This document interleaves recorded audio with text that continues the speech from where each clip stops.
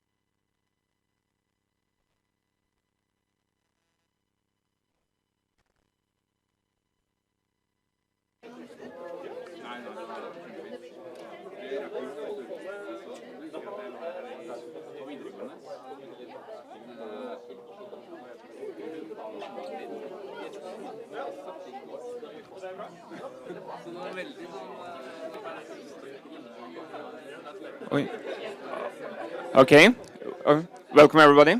There. Okay. Yeah. Men hvordan?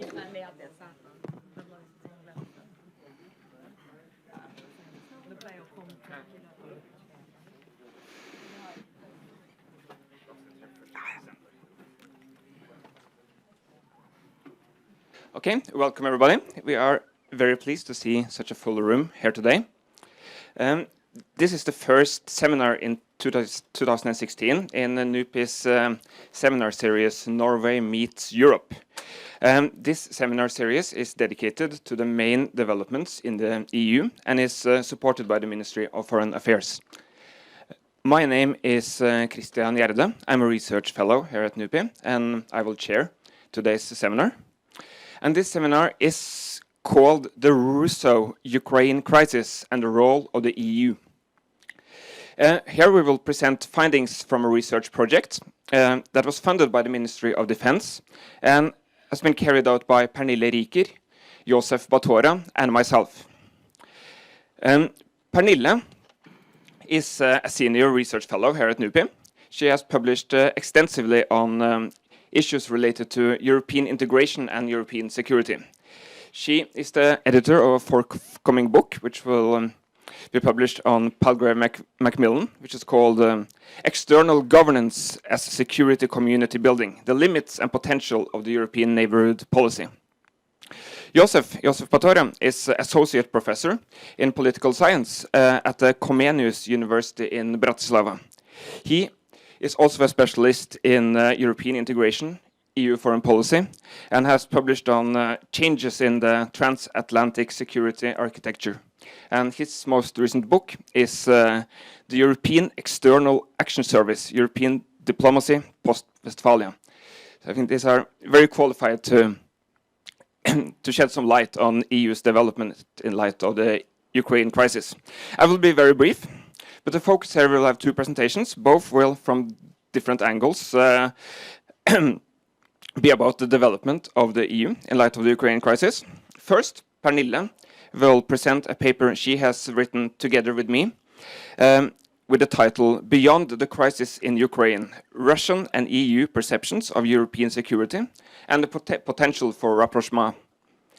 And then Josef will present a paper he has written together with Pernille. The title of that paper is Towards Multilevel Security Community Building, the EU's External Governance in Ukraine. And he will then there go more into depth on how the EU's approach to Ukraine has changed from being a rationally planned, coherent policy framed within the framework of the European neighborhood policy towards a complex and more ambiguous set of processes. So we'll first hear Pernille's and then Josef's presentations. They will both last for approximately 20 minutes each. And then we'll have a joint QA session at the end. And I would also like to inform you that the seminar is streamed live on NUPI's YouTube channel. So with that, I give the floor to Pernille.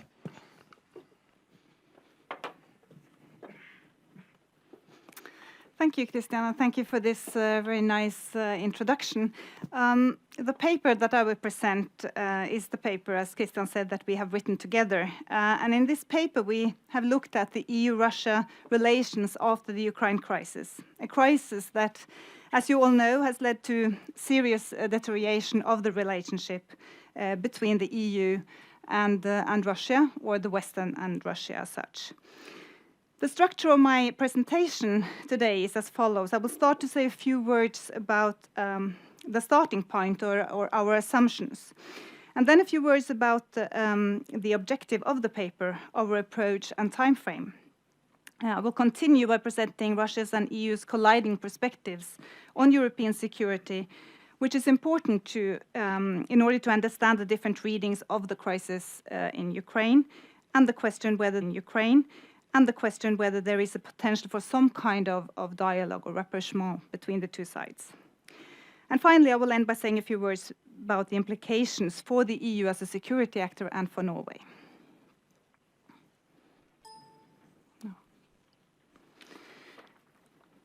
Since this issue is a sensitive matter, and that many would question whether it is possible or even normatively right to present a balanced overview of this conflict, it is important for us to make clear our starting point.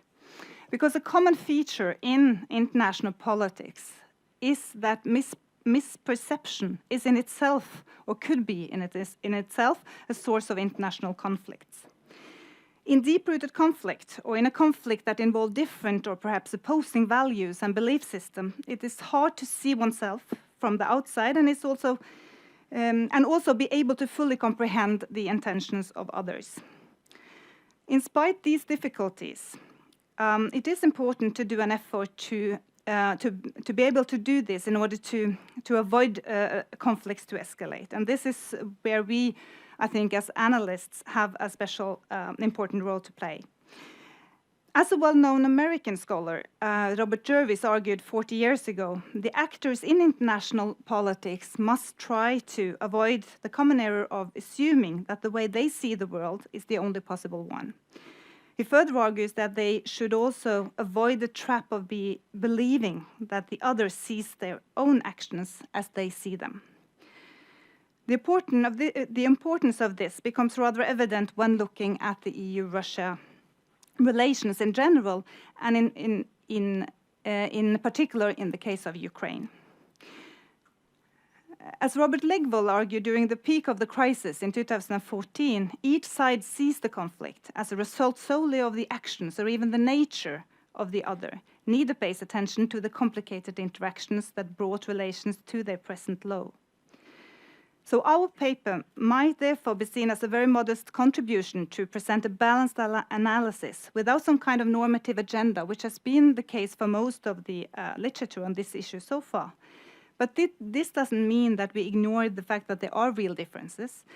Rather, we believe that it is important to investigate these differences systematically in order to be better prepared to see how one may avoid an escalation.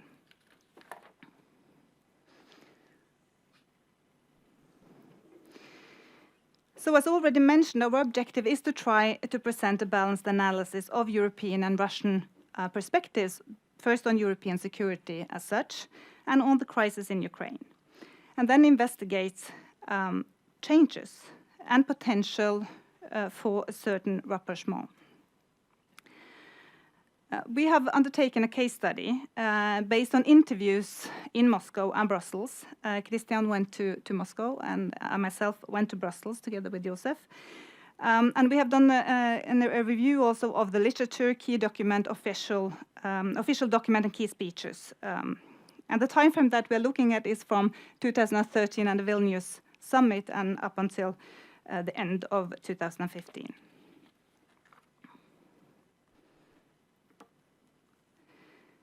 Before we give a presentation of the different readings or views of the crisis in Ukraine, we would like to very briefly present how different the Russian and EU's ideas about European security are.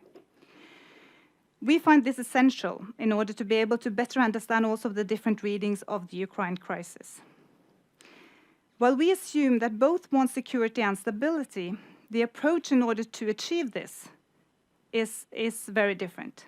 The EU has for long believed in a security community building project, where there is a strong relationship between regional integration and security, and that the main instrument for achieving that has been through Europeanization, through Eastern enlargement, and neighborhood policy. This perspective has been referred to by Robert Sakwa as a wider Europe perspective. Russia, on the contrary, believes in the importance of multipolarity, or balance of power, and the existence of sphere of interest, and that security also is obtained through sovereignty and the development of a new and inclusive European security architecture. In Robert Sakwa's words, this is what he called the greater Europe perspective. And these two logics seem to be incompatible in the sense that while the EU sees itself as a normative power, its actions are interpreted as, in Russia, as a hidden form of expansion and imperialism. And while Russia sees itself as a partner to be reckoned with, the EU sees its action as aggressive and a threat to international law and order. While these ideas have been rather consistent, it is possible to identify different phases in the Russia-EU relations from the early 1990s and up until today. And for those of you who are familiar with this history, you all know that there have been ups and downs in the relationship throughout this period. But we think it's fair to say that the relationship has gone from a certain optimism on both sides in the early post-Cold War era, and that there has been a gradual deterioration since then due to a growing disappointment on both sides. In the early post-Cold War period, the EU believed that Europeanization of Russia would be a possibility in the long term, but that it would take time, of course, and that Russia believed that it would have an equal status in a common European security architecture. As from mid-1990s, the first signs of difficulties appeared, Chechnya, Kosovo, as you all know. And while there were a limited optimism in the early 2000s and the first period of Putin's regime, this soon changed with the color revolutions, the failure of Medvedev's plans for a European security strategy, etc. And as from 2013, we saw concrete confrontation with the crisis in Ukraine. And in many ways, the Ukraine crisis was a game changer, in the sense that the different perspectives on European security clashed, and the differences became more apparent than ever before. In fact, this crisis showed clearly that the Union Security Community Building Project, operationalized through the Eastern Partnership, was competing directly with Russia's own plans of a Eurasian integration project. As the EU continued its project of building security community, bringing it closer to Russia's border, and Russia started its own Eurasian integration project, geopolitics did emerge at the center of EU-Russia relations. While this was not a surprise for Russia, given its more realist approach to international politics, it took some time for the EU to realize that this was actually happening. For the EU, integration is first of all seen as a technical process, mainly driven by the European Commission, and that independent European countries choose to initiate that the European countries choose to initiate, and the implication of a potential negative reaction from Russia was not really thought through in the EU.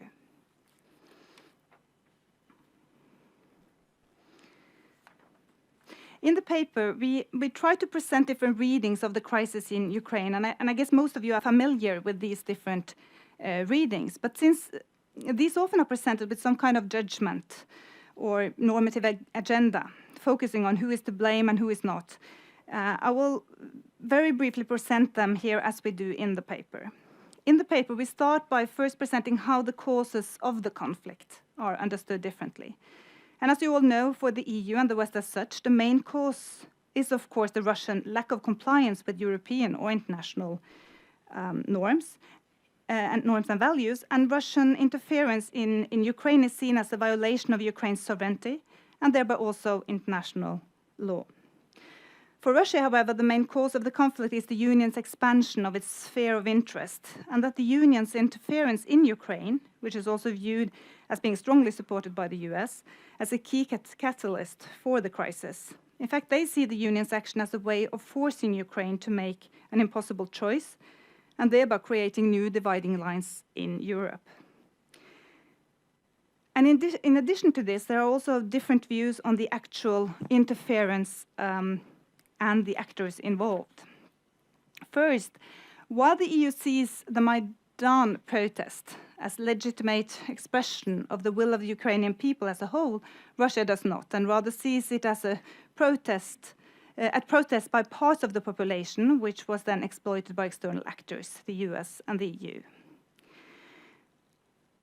Second, while the association agreement is by the EU seen as a matter exclusively between Ukraine and the EU, Russia does not see it that way and emphasize that there will be a significant risk for the Russian economy.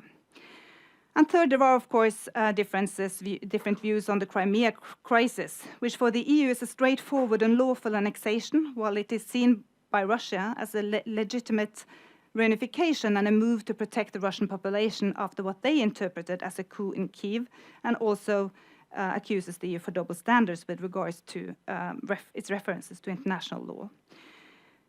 The different views have led to increased military activity and tensions, as well as sanctions by the EU and counter-sanctions by Russia, and it's very difficult to see how these differences can be overcome. But while sanctions were implemented and the association agreement was signed with three of the NP countries, the so-called frontrunners, Ukraine, Georgia, and Moldova, the EU also held the door open for dialogue with Russia. There are three obvious examples of dialogue so far. First, of course, the Normandy meetings. And here the actors are states and not the EU, but still the main states in the EU, France and Germany on the one hand, and Russia and Ukraine. And the Normandy meetings was, as you know, instrumental in preparing for the Minsk II agreement and the ceasefire. The second example is the so-called trilateral dialogue on the association agreement that has taken place on the initiative of the EU. Here the actors are Russia, Ukraine, and the EU, and the aim of these meetings are to take account for Russian concerns and have consultations on the consequences of the association agreements for Russia and Russia-Ukraine relations. And this is a major change in the EU policy from thinking of these as something exclusively or something that is only important for Ukraine and EU, and that it doesn't regard Russia. So EU has changed and opened up for the possibility to bring Russia in consultation. And the result of these meetings was also that the implementation of the association agreement was postponed with about six months. And it has just been implemented now in January. The final example has not yet been materialized, but is a proposal from the European Commission to initiate a direct dialogue between the EU and the Eurasian Economic Union. And the objective of this initiative is also to reach out to Russia and must be seen as an attempt to counterbalance the sanctions and the implementation of the association agreement as from January 2016. In addition, we could also mention there have been energy dialogues, there have been a series of bilateral dialogues, and also the NATO-Russia Council has been is a forum where there has been some sort of dialogues. But while many things can be said about each of these initiatives, their format, their results, the interesting thing about them, as we see it, is that they show a certain willingness of adaptation on the EU side. So to what extent do these attempts at dialogue represent a shift in the relations between Russia and the EU? It is clear, of course, that the differences between these two perspectives remain. There are still fundamental differences in interest and values, and there is still limited trust. However, we can also see a move towards a new working relationship, or a willingness on both sides to move beyond the Ukraine crisis. We see tendencies of partial rapprochement through the dialogues that we have referred to here, and also in the fight against the common threat of terrorism. But so far, the signs of adaptation may actually be most visible on the EU side, where we see that normative hardliners, if we can call them that, seem to lose support, and that there is increased support for finding a solution for the sake of European stability. There are, as we see it, fewer signs of change in the Russian discourse, but there is at least a shift in attention, especially with the engagement in Syria and the willingness to cooperate with the EU and the West in the fight against extremism and terrorism. So what are the implications for the EU of all this? Of course, the confrontation with Russia in Ukraine has been a test for Europe, and there are still considerable uncertainty.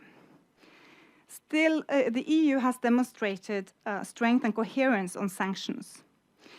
And based on the materials that we have gone through, combined with the interviews that we have undertaken, we find that the goal of transition and support for good governance in the European neighborhood remains the Union's long-term ambition. This means that the EU is not necessarily compromising on its values, but what becomes more and more clear is that the EU is changing its approach, and the means apply to reach this objective.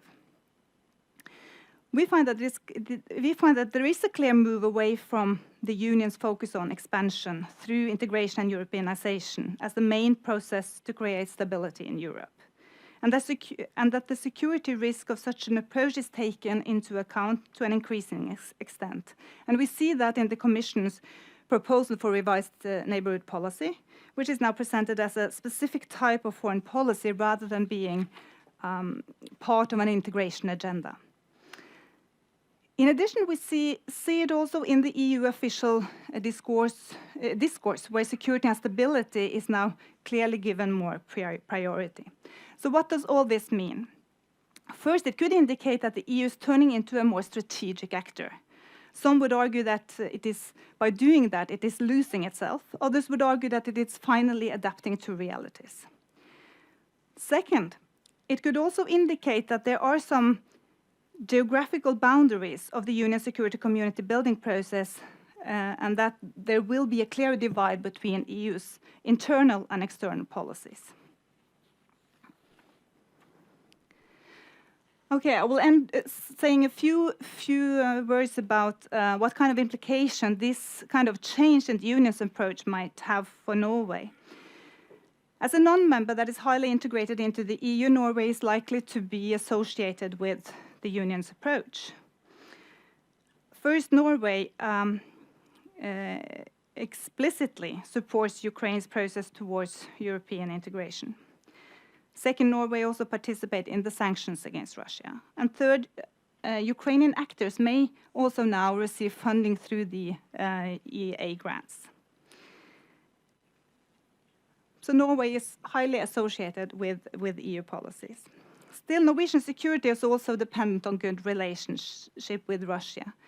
So an improved dialogue between the EU and Russia might be beneficial for Norway, and also in line to some extent with the traditional Norwegian policy of having a balanced relationship with Russia. And it could be that Norwegian experience with dealing with Russia over the years could become more valuable in the current European security situation. Thank you so much.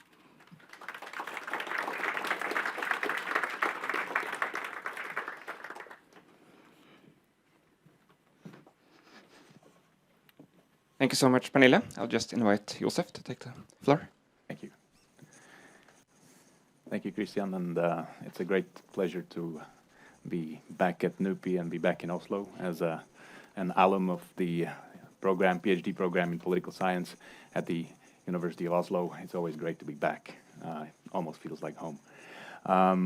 What I am going to do now in the next 15 to 20 minutes or so is to talk about the developments on the ground in Ukraine, taking a more mundane focus on the more mundane kinds of processes, the organizational processes in organizing the EU's reform support in Ukraine.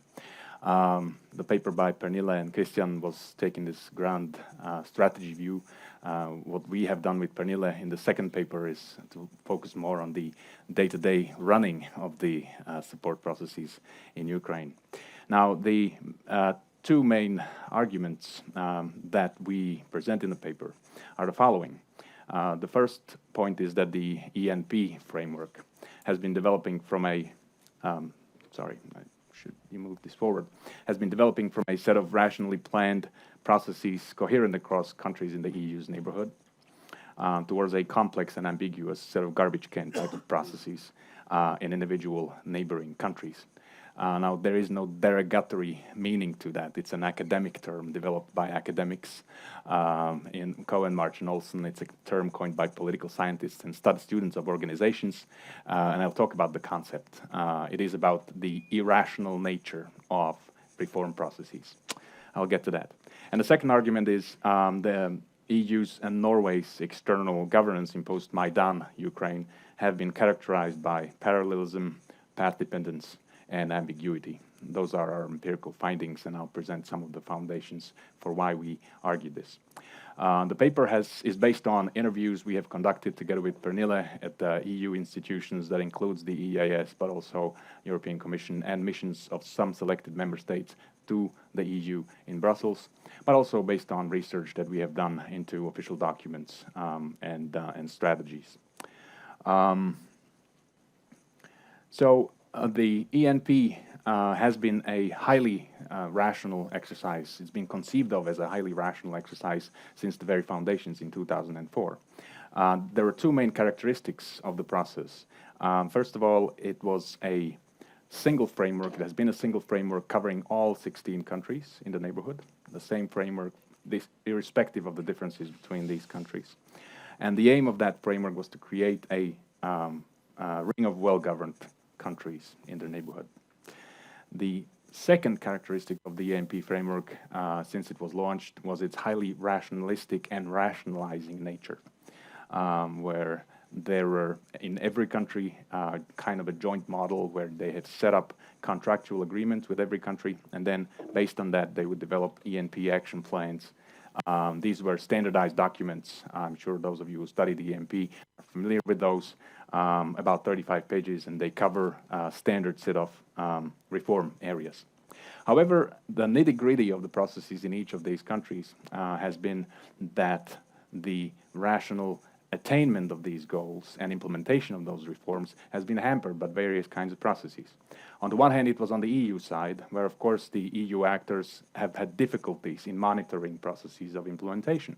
So studies by Del Sarto and others have shown that in the southern neighborhood, for instance, the EU would work with pseudo benchmarks where they would tick off reform processes on paper, which wouldn't actually be happening in reality, wouldn't have a real impact, be that in the education sector, in the economy, and so on and so forth. On the other hand, also on the receiving end in the countries, there have been problems with the limited absorptive capacity. A colleague of mine at Comenius University in Bratislava, Matej Navratil, and we have written a paper about this in connection with Ukraine, and the kind of blurring of and the kind of impossibility and challenges in implementing all kinds of reforms. Very often some of the reforms would be implemented, then they would be taken back, rolled back. There would be window dressing in reform processes of all kinds, and so on and so forth. Also, there would be alternative sources of reforms. That is, there are all kinds of organizations working in the EU's neighborhood, including in Ukraine with the World Bank, the United States, Japan, and so on and so forth. So that would be sort of making the picture more complex than only if we only looked at the rational plans of the EMP. So when you think about this nature of the EMP, it might rather make a lot of sense and made sense to us to start thinking about it from a different kind of a point of view and look at some of the studies and some of the work on organizational change and organizational reforms. As I mentioned, Cohen, March, and Olsen have introduced this model of garbage can processes in organizations, which tell us about the de-linked or loosely coupled kinds of processes that happen in any kind of reform, in any kind of organizational change. They have studied the establishment of the Faculty of Social Sciences at the University of California in Irvine, and what they have shown is that problems, solutions, interests of actors, and choice opportunities, the possibilities to make choices, make decisions, those do not necessarily coherently fall within the same kind of a rational framework. They would be flows which would assemble rather randomly. So sometimes solutions would be available before problems are defined. The temporal order of these processes isn't such as we often think of rationally, that we define goals and then we find solutions to those goals. Very often solutions, as they have found in these university settings, are available before problems are defined. Sometimes actors express interests, but they don't necessarily follow up on those interests. There would be multiple interests, multiple definitions of problems in parallel, and so on and so forth. So that makes the situation much more complex than what we very often see in reform plans and also in accounts of reforms. So we took that perspective and looked at the situation in Ukraine, looked at these four kinds of dimensions, and studied what has happened in the post-Maidan period. I underline that. This is what we have done is only the studies of the last 2 years, not more. I mean, of course, we have looked at some of the processes before 2013, but what we have focused on is exactly what happened in the last 2 years. I'll tell you in a moment why this was a tremendously interesting period and of very rapid change. So there were shocks, of course, in the last 2 years. That includes, of course, the revolution, but also the war in eastern Ukraine, undermining the very statehood of Ukraine. So the Ukrainians were actually fighting to keep their state alive. And that in itself is a major shock. The second, of course, was this acceleration of reforms, which was related to the fact that there were shocks. What we have done, we looked at the EU institutions, how they have been working, but also we looked at selected member states. And we looked at Germany, we looked at Sweden, and of course associated member states, and that included Norway. The reason why we chose these countries, Germany, Sweden, Norway, because of course all the member states, virtually all the member states are involved in Ukraine. The reason why we chose these is the readily availability of data on their projects, on their research projects. They have relatively well-established databases on what kinds of projects are running, how much money is given to what sort of purposes, and when is it running, and so on. And that temporal aspect was very important for us. So let's look at some of this parallelism. Sorry, let's start with the fast pace of reforms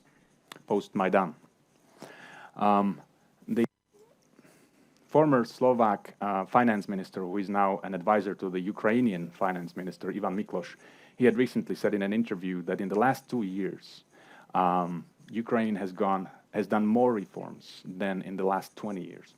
It's a tremendous change process that's happening. The speed of reforms and the size and the sheer scope of reforms is enormous.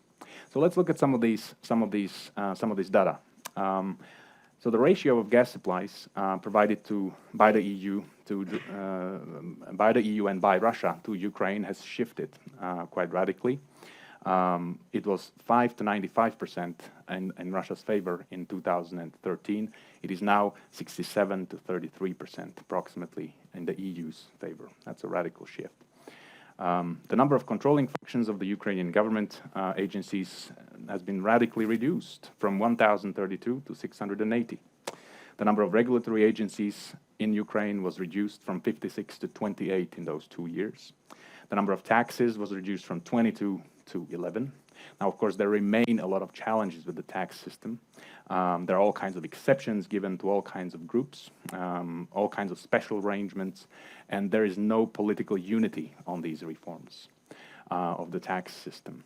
So there are a lot of disagreements within even within the pro-reform, of course, coalition among the pro-reform politicians. Also, the expenses for security and defense have climbed quite radically in the last 2 years, from 1.7 billion per year in 2013 to 3.5 billion.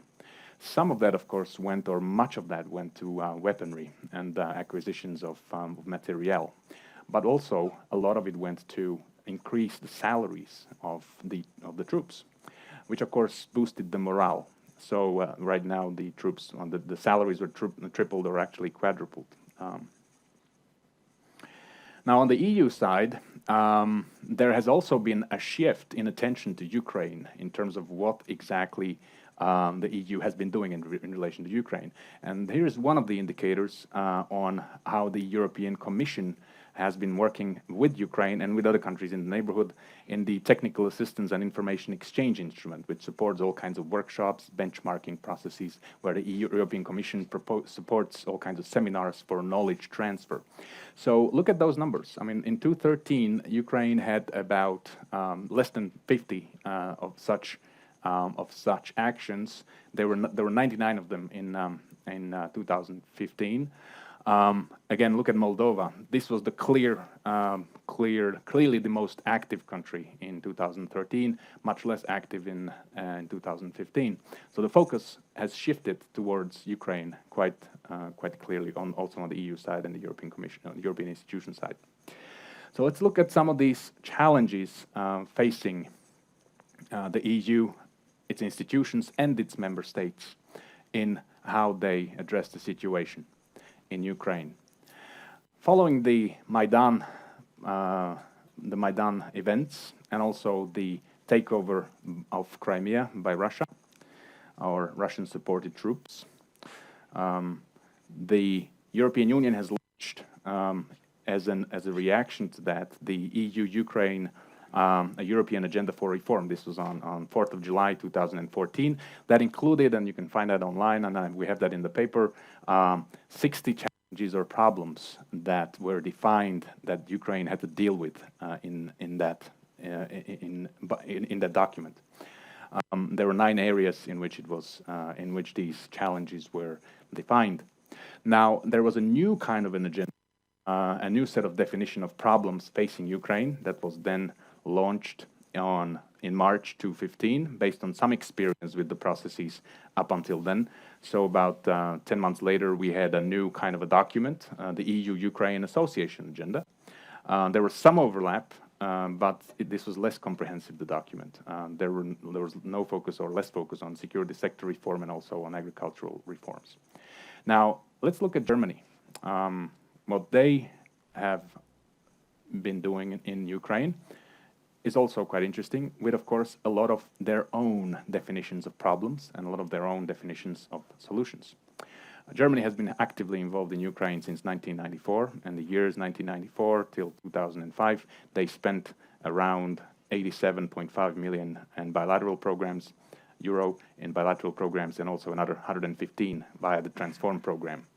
In reaction to the current events and to the need to rapidly transform Ukraine, the German government has launched its Aktionsplan Ukraine in June 2015, which again has a set of definitions of problems and also solutions that the German government will be working on in Ukraine. They're pledging 700 million euro to that program, and that of course includes changes in the and modernization of the electric switching stations, including in eastern Ukraine. So there is a lot of detail in that work. It's not only centralized work, but it's about all parts of Ukraine and all parts of the society. But again, this is a specifically German program. There are multiple other actors involved from Germany with their own plans and initiatives. The so-called German Association for International Cooperation, Gesellschaft für internationale Zusammenarbeit. They've been working in Ukraine since the 1990s. Again, what they have been working on and doing is supporting programs financed by German federal ministries in Ukraine, various ministries of the German government. They have been working through this association in Ukraine. What they do is, of course, they implement models from Germany and suggest solutions to the reform of the constitution and of the governance system based on the German experience. That includes also German political party foundations, of course, Konrad Adenauer Stiftung, and of course Friedrich Ebert Stiftung, and so on. So there is a multiplicity of German actors on the ground with their own definitions of problems in Ukraine. Sweden, again, they had their own set of definitions of problems in Ukraine and their own contribution. And they've been providing 18 million in financial support in 2009, that went up to 20, then in 2010, 22, and 2011, and 2013. And then, of course, it increased by 23.5 million in 2014 in reaction to the events. Sweden has had 4 key areas for support: enhanced economic integration with the EU, strengthened democracy, better environment, and humanitarian support. In 2015, Sweden had 52 projects running in Ukraine, with 31 of them were initiated before 2013. Again, much of the Swedish work in Ukraine is really supporting Swedish view of what's supposed to be done and implementing Swedish models and Swedish experiences with, let's say, public administration reform. Norway has also had quite some focus, but that was mostly recently. Norway wasn't really much of a player in Ukraine in terms of supporting the reform. In 2005, mind you, they spent 150,000 euros in Ukraine in aid.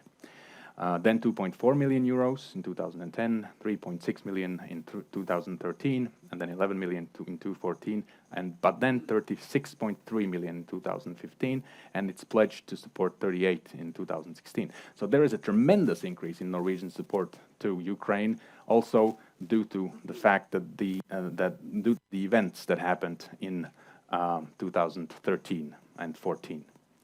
Norway, 6 areas of support: budget support, energy reform, European integration, good governance, transparency and accountability, strengthening of civil society, and of course the fight against corruption. They had 37 projects in 2015. Again, their own sets of definitions of problems and their own sets of solutions to those problems.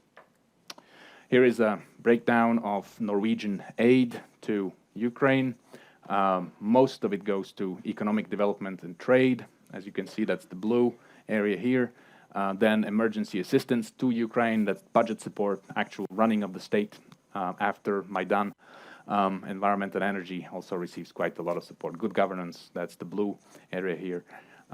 That's as much as it gets. What's quite interesting is when we looked at and when we calculated the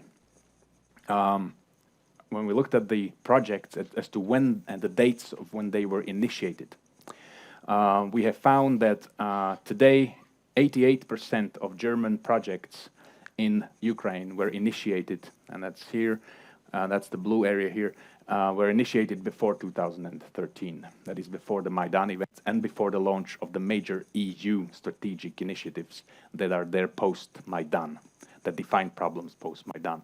So this was running, and this 88% of what's running in what German projects are running in Ukraine now were initiated before the fall of Yanukovych.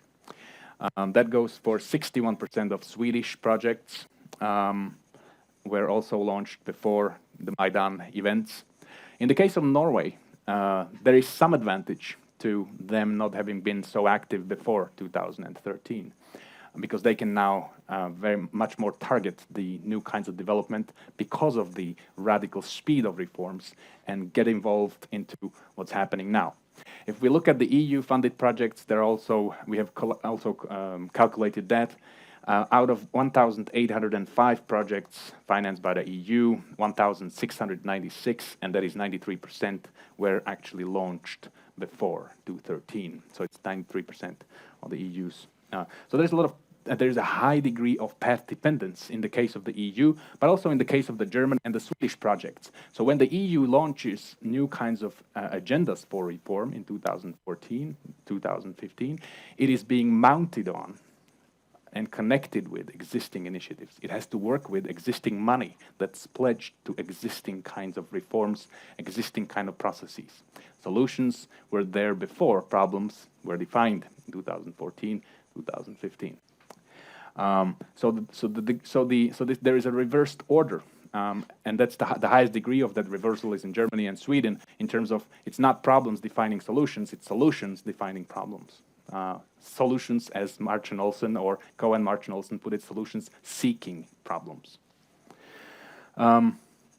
There have been a number of complex coordination challenges on the EU side, because very often we're very critical of the Ukrainian actors as to how they are, as to how problematic it is for them to organize their reform endeavors. Now that is of course the case, and there are problems, but we are not without problems on our own side in terms of coordinating what we do in Ukraine. So what has happened on the EU side, there have been a lot of, and this is partially to do with the fact that there was a lot of, there had to be a lot of speed, there had to be a lot of quick reactions here to what was happening in Ukraine. Partially the state was falling apart in 2014, and the EU and its member states were actually trying to save Ukraine's statehood. So what they've done in May 2014, they've launched the International Donor Coordination Platform that was established, and the idea here was that this donor coordination platform would be coordinating all the work of donors in Ukraine. The EU delegation should have been in charge of that coordination. It is not clear at this point to what extent that coordination is actually successful. There's a development assistance database where all the donors can actually look up projects that are available in Ukraine. The EU has set up the support group for Ukraine. These are about 30 officials, Brussels-based officials, who travel in and out of Ukraine to support Ukrainian governance authorities, including the central government, on various kinds of reforms.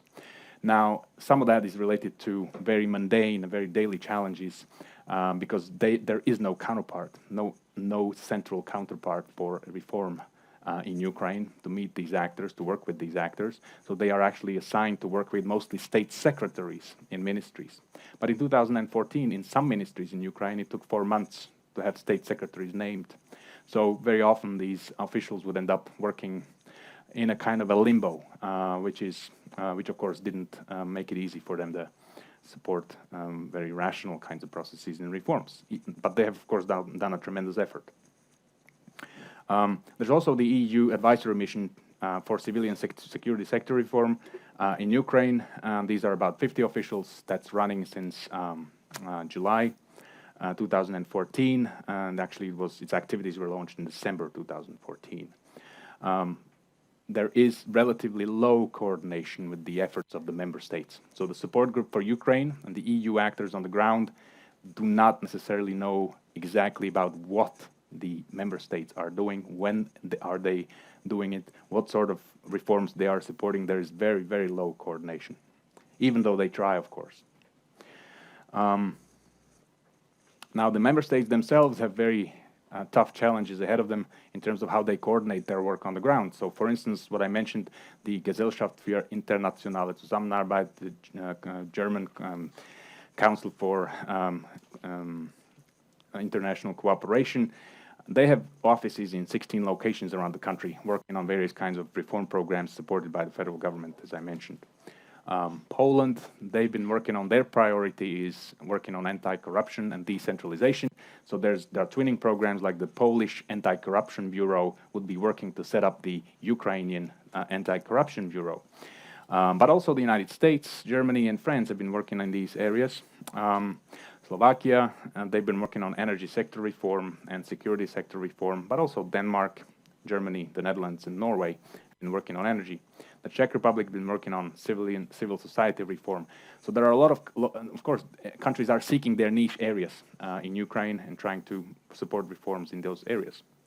The problem, of course, is, and this is a major problem, is a strategic one, which is the member states of the European Union do not share a clear vision as to what is to happen with Ukraine and their relations with the European Union. There are some member states who want closer relations, who do not exclude the possibility of Ukrainian membership in the Union, and those would be roughly stated to the east and to the north of Germany. Then there would be countries who would be more skeptical of that prospect. And would want to have more of an arm's length relationship to Ukraine, and those would be to the south and to the west of Germany again. But that's somewhat simplified, but I think that gives you an idea here. So you have all these kinds of reform efforts, but at the same time, very little strategic vision, very little coherence in the strategic vision. So finally, what we found when we explored and when we assessed these reform processes in Ukraine, we have found that the EU's and Norway's external governance in Ukraine is characterized by multiple and varying definitions of problems, by multiple solutions that are generated, and they are provided without clear connections to problems, or they can be provided before problems are defined. There are numerous participants, and there's a plethora of reform processes with relatively little effective coordination on our side. So there's parallelism, there's path dependence of reforms, and there's ambiguity of reform processes. Now, is this really so bad? Not necessarily. We end on a positive note. Because when you're thinking about ambiguity, it could have positive sides to it. Those of you who know the work of Johan Olsen on the European Union, he talks about the positive sides of the European Union's ambiguity, in a sense that this is actually a resource for success. As long as you don't know what exactly it is less easy to mount effective opposition. So similarly as in the case of Ukraine, these processes are multiple, they are complex, it's really difficult to coordinate and really difficult to get an overview. And yet, the speed of the reforms, as we have seen, is tremendous. I mean, they are doing progress, even though it's not that well organized. Now, the positive side of this ambiguity is that the neighbors of the neighbors then have more difficulties in identifying where, how, and when to derail reforms. If it were much more coordinated and much more clearly organized, it would be more easy to define where to stop it, where to derail it. But there's a positive side to this ambiguity. So let me end on that.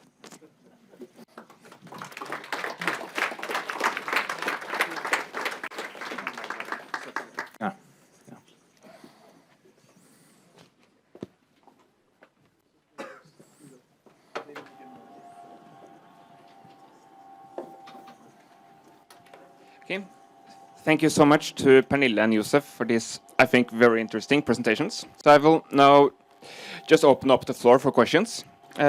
Just raise your hand at any time and I will make a note.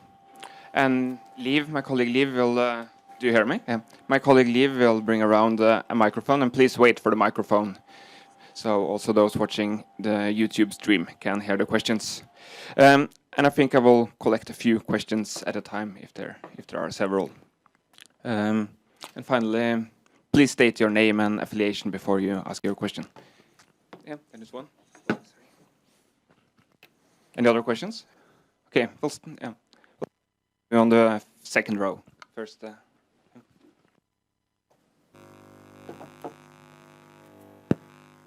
Kasper Szulecki, University of Oslo. I have, well, first of all, thanks for the two incredibly diverse papers. It's a really interesting combination. Yours, Josef, was like a Baroque piece of art, just overflowing with detail, somewhat dark at the end as well. And your Pernille was, I would say, really minimalist abstraction with basically just, for me, just two lines, the Russia and Ukraine there. So first a question to Josef, just some details and clarifications. This path dependency graphs that you were showing, the bar for Germany, was it showing this Aktionsplan Ukraine already, or was it before that? Because that 700 million euros should make a difference. And then also about problems and solutions, wouldn't you say that some of the problems that Ukraine had remained through the Maidan revolution, and so they're kind of still waiting to be fixed?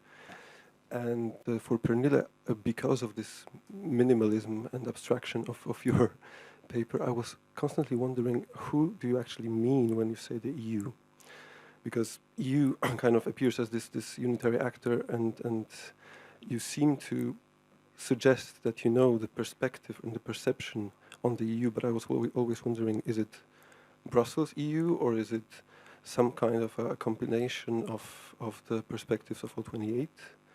Yeah, and so how was that really evaluated?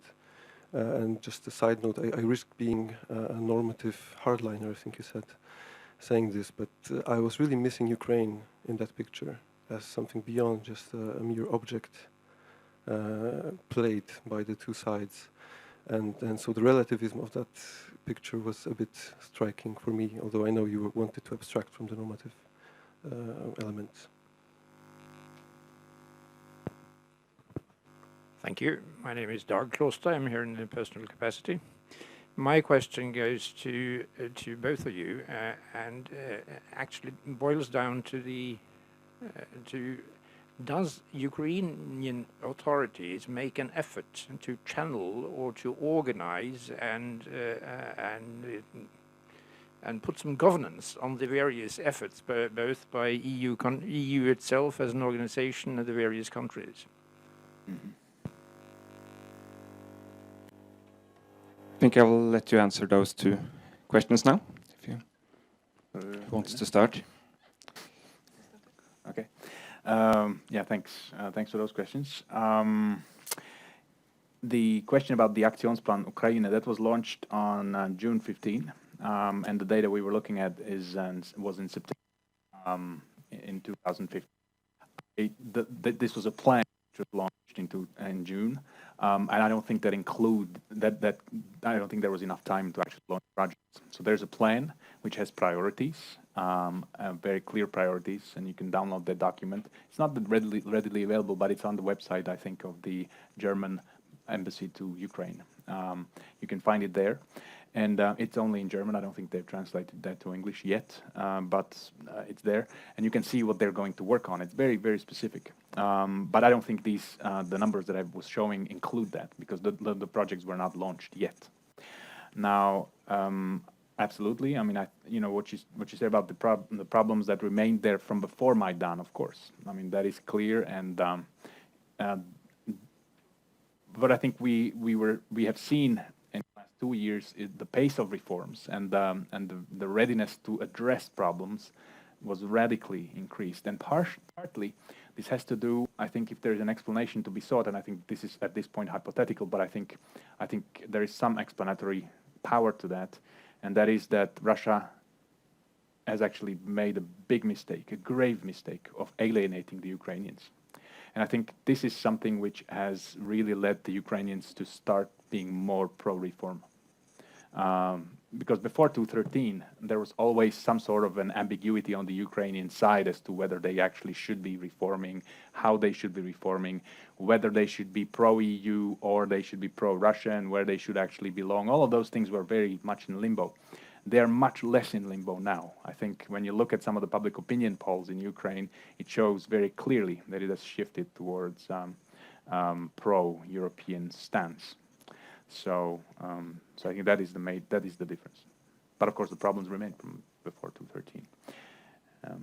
And back to the question about the Ukrainian authorities, do they try to implement any, do they have an organized capacity on their side? Now, obviously, there has been, and they've had Ministry for European Affairs of sorts. There was an agency of government with European affairs. They've had on the central governmental level, and even in all ministries, they had officials dealing with European affairs before the Maidan events. However, at this point, I think what has been the challenge for Ukraine the last 2 years was actually saving the state, saving the very basic structure of the state. And I think there was less time to actually devote to a proper organized arrangement to deal with European efforts on their side.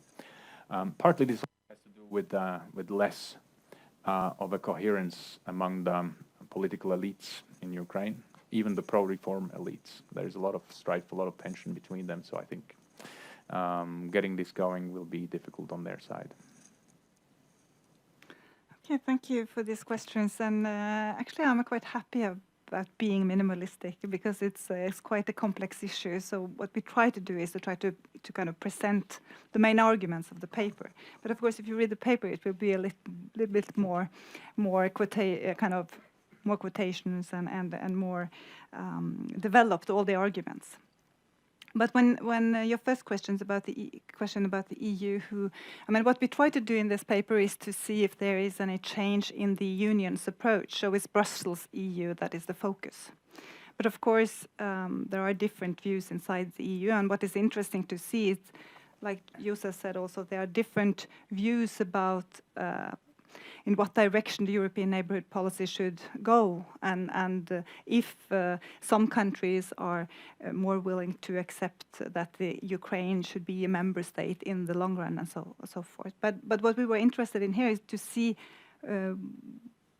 what is happening in the EU and which of these two sides, in a sense, have most influence in Brussels. And as we saw it in this paper, is that it's actually not the normative hardliners that are gaining support and most support in for the moment. Maybe that could change, but what we have seen up until now is that the EU is kind of sliding away from what was this idea of enlargement light when it comes to its relationship with the neighborhood countries, and more neighborhood policy seem to be developing into some kind of foreign policy and not so much linked to the integration process and expansion and future membership. But this is what we see in the latest document from the EU on the neighborhood policy, at least.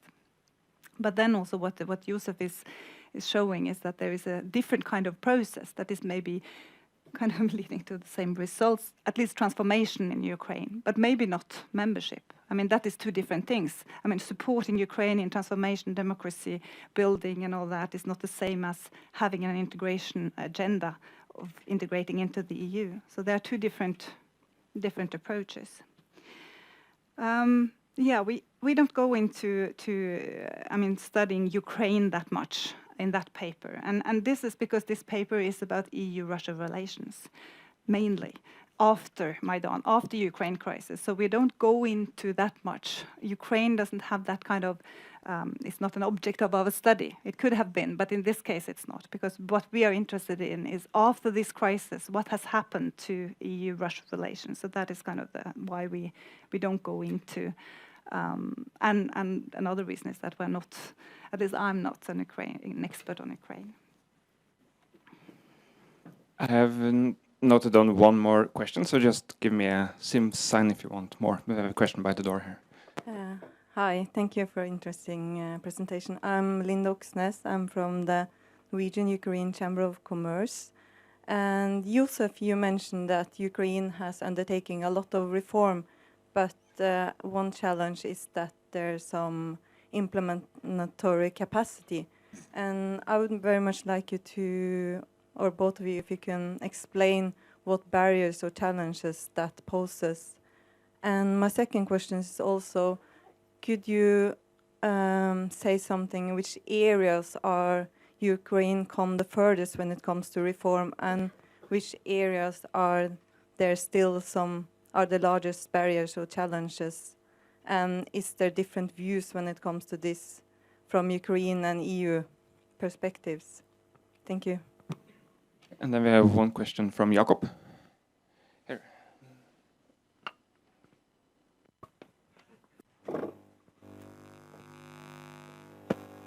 Jakub Godzimirski, research professor here at NUPI.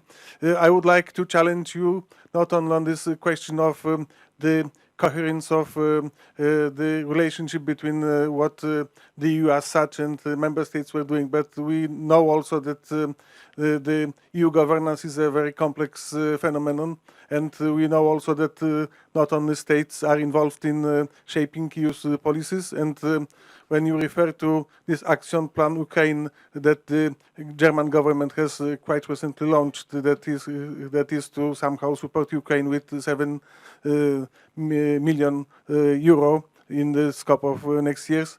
We see also that the German government is not very reluctant to accept the idea of building the new Nord Stream 2 pipeline, which is going to deprive Ukraine of 2 billion euro per year, which really shows how complex this picture is, and that we need, in order to understand what is going around and Ukraine, we need also to look not on at the formal institutions, not on at the European Union, not on at the member states, but also at some other actors that are involved in this game. Yeah, I'll give the word to the panel. And any more questions, just raise your hands. Okay. Start? Okay. All right, thanks. Indeed, I mean, clearly the implementation capacity on the Ukrainian side is a challenge, as it is anywhere else where there are such complex reforms happening, and at the same time where there's being fought for the stability, the very foundations of statehood. I mean, this is a major challenge, and this is so much more different in Ukraine than it was, for instance, in Central and Eastern Europe before they became members of the European Union in their enlargement processes. There were no such civil wars as there are now in Ukraine. So this is really tough, and that's undermining the reform willingness. Partly, however, and the war itself has also done away with some of the old structures of the state. And some of the old established bureaucrats in the system were actually fired. So some of them were slowing down reforms, and I think so the war has made it possible to accelerate the reform efforts. Now the barrier right now, I think, is the complexity on the Ukrainian side. One of my colleagues from Slovakia, Balázs Jarabík, he's a leading Ukraine analyst. He would say that Ukraine has always had good democracy, or has been very good at democracy, but less good in state capacity. Comparing that to, for instance, Belarus, which is very good at state capacity, but less good in democracy. So, I think this is partly a very positive side to Ukraine. Which is that they have a lot of democratic processes going on, and the civil society is very, very strong. And I think also in this area, if you ask where they have gone furthest, I think this is where they have gone furthest in the development of independent media, for instance, and the support of civil society. I think this is where they have gone furthest at this point in time, because there were very good foundations that from before Maidan. And now the second, Jakob's question, of course, I mean, this is really a major challenge. I think you're pointing to something which is quite fundamental. And you're absolutely right that Germany is playing a kind of a dual game here, where they are on the one hand providing a lot of support via the Aktionsplan Ukraine to Ukraine, but at the same time, as you say, they're willing and ready to sign and build the Nord Stream 2 solution, which will be circumventing Ukraine, going around Ukraine and other countries.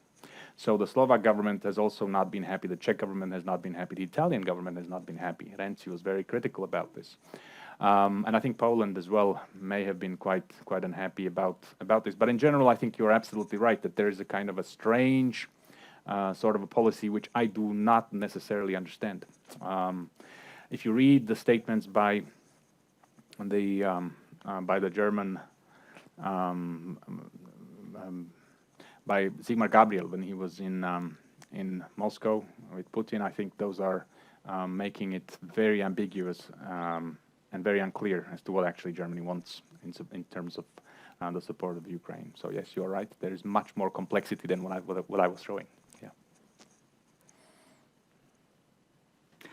I think det var mest det han, så jeg kan ta flere spørsmål. Spørsmålet var til Josef, så jeg tenker at jeg bare tar det. Ja. Yeah, we have one question, Nils Morten Udgaard. Any other questions? Nils Morten Udgaard, commentator. First question to Joseph. In the continuation of the answer you gave to Gortyminski. You told us how the countries north, east, west and south of Germany look at the long-term role of Ukraine, but you didn't elaborate on Germany itself. Could you try to do that? And then the question to Pernille is, when you look at the events or the developments on the ground in the military sector in eastern Ukraine since last summer, how do they fit into your picture of EU-Russia relations? How do you interpret the military moves on the ground? Okay. Thank you, Nils Morten. That's quite challenge to actually define what the German role at this point is. I think they have this duality, and I think Jakob was pointing to that, and I partially answered that maybe in my answer to my retort to Jakob. But I think what they have been striving for, and this is a traditional German focus, are good relations with Russia, relatively good working relations with Russia, even at the height of the war in eastern Ukraine. Where everyone was basically ostracizing Russia. The German establishment was really talking to the Russians, continued talking to the Russians, as a way of keeping the lines open for communication, and for for some sort of a pragmatic solution to what was going on. So I think their role is kind of dual, but they've had a tremendously important role in supporting Ukraine throughout the years since the 1990s, actively, as I was showing also in the paper, actively on the ground, involved with very detailed level of reform processes. So there is a lot of positive things that Germany is doing and has been doing and will be doing. If you look at the resources that they're allocating to Ukraine now, it's to the reform processes. But then, of course, then there's the challenge of, you allocate resources, you reform Ukraine, but at the same time, you're ready to build Nord Stream 2. That's a challenge.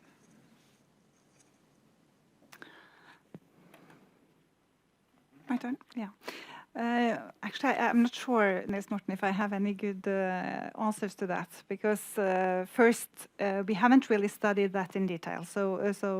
But of course, you're right when you point to that there have still been shootings, that things have, it's still not completely peacefully in Ukraine. And things could escalate and so on. But what we have been interested in this is to see what has happened in the Russia-EU relations, and how has any of these parties changed? And that has been our main kind of focus in the paper. So not so much of what is actually happening in Ukraine. But we see now that the focus on Ukraine is not that much focus on Ukraine, either in the Russian discourse or in the EU discourse. And that there is, if there is not actually a willingness to cooperate, it has actually been some kind of changes in the EU's policy. And that is the kind of the main thing that we observe that is interesting, that the EU actually seem to be changing somewhat as a security actor. On the Russian side, we see also it's more difficult to see changes in the discourse, but we see some changes in how they operate and the way of kind of taking the focus away from Ukraine in order to try to find probably some kind of new working relationship. But the main changes is still on the EU side, and we find that interesting, without kind of saying that this is a good thing or a bad thing, but it is what we can observe. So that is why I cannot really give you a good answer, but how that will fit into the picture, and if there will be any kind of consequences of what's happening in that part of Ukraine for the development. That could well be, but this is not what we see for now. Thank you. Thank you. And we have one more question on the fourth row. Dagfinn Mork. With regard to your comment that Germany has a duality and they very much look after their relationship to Russia, would you say that actually the same is even more so with Norway, that our interest is to have the best possible relation with Russia, and we have a long tradition of doing so, and Ukraine is just a temporary issue? Now, as an honorary Norwegian, I think I'll answer that in a way which is saying that indeed Norway is a model of how you can keep up pragmatic relations with Russia, but being very ready for defending yourself. I think Norway has had this sort of a duality in itself, and it had to live with the big neighbor, with the bear around the mountain all its life. But it's been very good at managing its relation to Russia in a pragmatic way. And I don't think Ukraine is a temporary and unimportant issue. It's a pretty fundamental question about how Russia relates to the world and how it will see its role in the future. I think it is fundamental. It has been quite constructive. It hasn't done this so far. This is new from Russia's side. What they have done, occupying Crimea and then starting the war in eastern Ukraine, that's new. And that is something which, if that may be defining the role of Russia. They're seeking their role, I guess, for the future. And as long as they will be doing what they are doing, grabbing other countries' territories, I think Norway cannot be happy with that, because the next step could be Finnmark.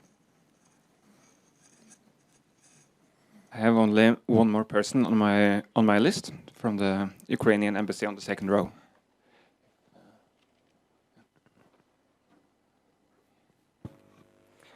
Thank you very much. My name is Oleg Grabovetsky. I'm Chargé d'Affaires of Ukraine in Norway.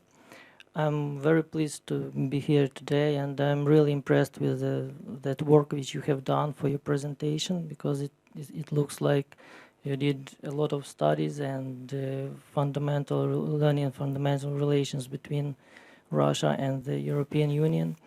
And I would like to strongly disagree with the quote of Mr. Legwold regarding neither party understands the interactions that brought these relations to this point. That's why I agree with Mr. Joseph that it's very clear that Russia made invasion into Ukraine and next the Crimea Peninsula, and that vast majority of the states in the United Nations had voted for the territorial integrity of Ukraine. So there is no dubious or any other explanation of the situation, and this is the same which was in the case of Georgia as well. So we should understand it very clear. Again, if we go further regarding the developments and about lack of strategic vision of the EU in Ukraine, I may agree with that, because the European Union is a unity of 28 countries, and in order to have one point of view, you just should have agreement from all the parties. In this situation, I could make some parallels with Ukraine, because right now, after the change of the previous regime in Ukraine, we have a state. Of course, it's not as strong as it used to be, and this is due to other strong movements in Ukraine. The movement of volunteers, we have new people in the parliament, we have new people in the government, and right now we can see that gradually new people with the support of the public of society of Ukraine is managed to change some structures in Ukraine. Regarding the technical assistance which we received from Ukraine, yes, it was really difficult because these amounts and for different spheres, and we needed somebody to coordinate it. As far as I understand, your study was made end of summer this year, and maybe new information for people over here that beginning of October, the Ministry of Economic Development of Ukraine was defined as the body which will coordinate all the technical assistance to Ukraine, and they created a special web page which provides open information regarding the countries, amounts, and spheres where it will be channeled. So this work is on the way in Ukraine, and you might have about the project Prozoro, which is opening public procurements in Ukraine, and step by step we are going further. And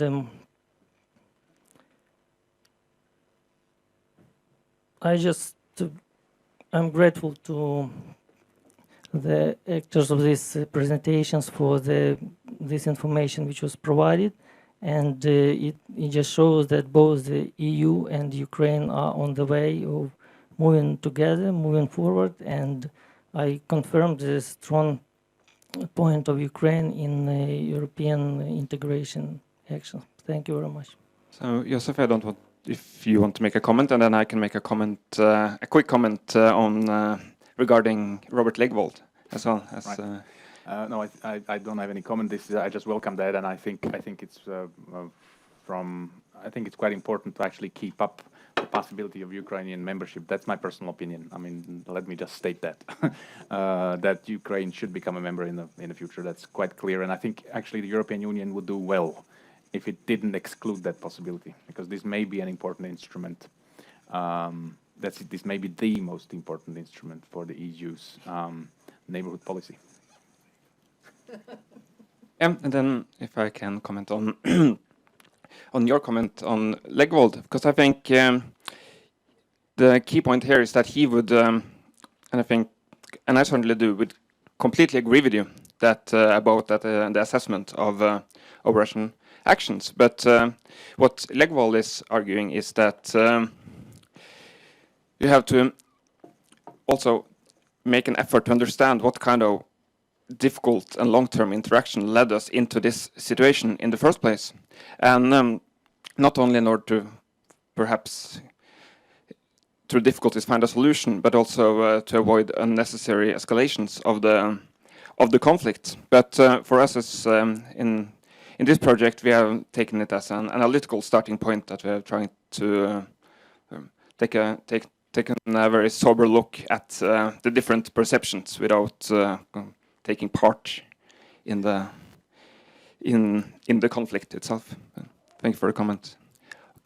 Okay, but then I have seen no other questions, so I thank you all for coming, and I ask to give a big hand to our presenters. Wow.